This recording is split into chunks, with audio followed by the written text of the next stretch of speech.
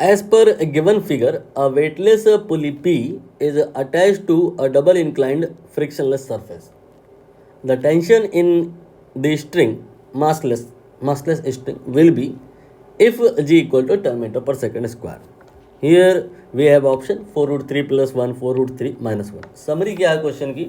We have here a double inclined frictionless surface and over this we have a pulley वगैरह वगैरह. ये दो block आपको दिख रहे होंगे. यहाँ पर हो सकता है ये 4 kg वाला नीचे स्लाइड करे कुछ एक्सेलरेशन से, तो 1 kg वाला ऊपर स्लाइड करेगा उतने ही एक्सेलरेशन से. In magnitude acceleration will be same for both. ये एक्सेलरेशन लेकिन हमें नहीं निकालना है, इसका भी फॉर्मूला होता है direct. Along the string net force निकाल करके डिवाइड बाय मास कर दीजिए. मैं लिख ही देता हूँ m1 sine alpha minus m2 sine beta and then g divided by m1 plus m2. आपसे गुजारिश है कि आप इस फॉर्मूले को सीधा सीधा याद करने की कोशिश करिएगा, क्योंकि ये पुली वाली टाइप वाले जो स्टैंडर्ड क्वेश्चन होते हैं 80% यहीं से हो जाते हैं. जैसे कि आपका ये क्वेश्चन ना बहुत धूम मचा रहा होता है. ये सबसे ज़्यादा इजी क्वेश्चन है कि ऐसा होता है, एक पुली होती है, एक यहाँ ब्लॉक होता है, एक यहाँ ब्लॉक होता है, एक नीचे एक ऊपर. तो ये आपने सुपर सेट याद कर लिया है, ये तो हो जाएगा. बस इसी में करना क्या है, अल्फ़ा एंड बीटा 90-90 ले लो, ये 1 हो जाएगा, ये 1 हो जाएगा. m1 minus m2, m1 plus m2 formula आपने याद किया होगा ये, राइट.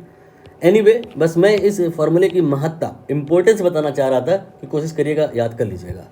और यहाँ पर टी के लिए भी फार्मूला होता है, ये होता है mRg then sine alpha plus sine beta. ये भी उतना ही इंपॉर्टेंट है, इनफैक्ट ये तो और ज़्यादा इंपॉर्टेंट है. पूछो क्यों? इसको तो आपका कॉन्सेप्ट ओके होगा तो आप बना लोगे वहीं पे. ये बहुत आराम से दिख रहा है, कंपोनेंट वगैरह करके अभी कहो तो मैं डिराइव कर दूँ, लेकिन नीड नहीं है, अदरवाइज ये डिस्ट्रैक्शन हो रहा है. हमें तो यहाँ पर इस फॉर्मूले की नीड है और इसको बनाने में समय लगता है, तो एग्ज़ाम में तो हमें समय बचाना है.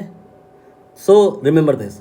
यहाँ पर सब कुछ क्लियर है, अल्फ़ा बीटा यहाँ दिख रहा है साफ साफ 60-30, जी की वैल्यू 10. बट ये mr ये नया वर्ड है, इसको आप रिड्यूस मास बोलते हैं.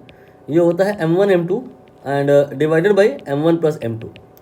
अप्लाई करके देखते हैं इस फॉर्मूले को, लेट अस सी क्या आता है. कोई भी m1 और कोई भी m2 ले लो, does not matter. 4 × 1 divided by 4 + 1, ठीक है. ये आपका 4/5 आ गया, ये mr का वैल्यू हो गया. एंड देन g ये होता है 10 और sine alpha sine beta sine 60 and sine 30. ये तो आपको याद ही होगा. वैल्यू पुट कर लीजिए. ये आपका हो गया 5 दूनी 10, 4 दूनी 8. अभी मल्टीप्लाई क्या करना, ऐसे ही लिख लो 4 × 2. साइन 60 ये हो गया √3/2 और साइन 30 ये हो गया 1/2. यहाँ से 2 को कॉमन लो और इससे कैंसिल कर दो, तो आंसर आ गया 4 देन इन ब्रैकेट √3 + 1. यही आंसर है जो कि ऑप्शन बी में अवेलेबल है.